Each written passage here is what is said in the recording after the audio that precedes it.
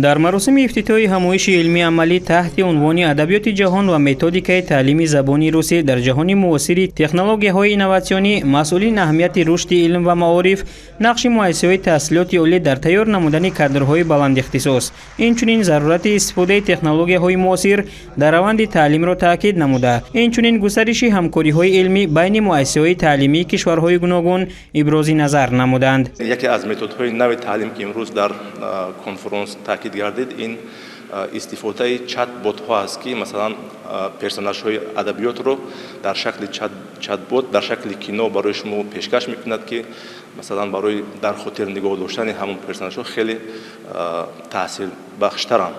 نمایندگان مؤسسه‌های علمی و تعلیمی سوئیسرا، ازبکستان و قرقیزستان که اشتراکچی این همایش بین المللی بودند، بیشتر به مسائل مبرم رشد تعلیمی زبان در جامعه بسیار فرهنگی توجه ظاهر نمودند.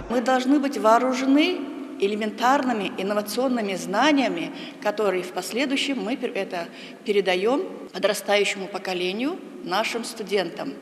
То есть сегодня молодежь, она очень хорошо вооружена знаниями именно в методике инновационных технологий. Но педагоги должны быть на шаг, на 2 шага впереди, чтобы именно правильно преподавать, правильно преподносить методику преподавания русского языка. تأکید گردید که امروز زبان روسی همچون وسیله مهمی رشد علم، تکنیک و معارف در تحکیم رابطه‌های فرهنگی و همدیگرفهمی خلق‌ها نقش مهم می‌بازد.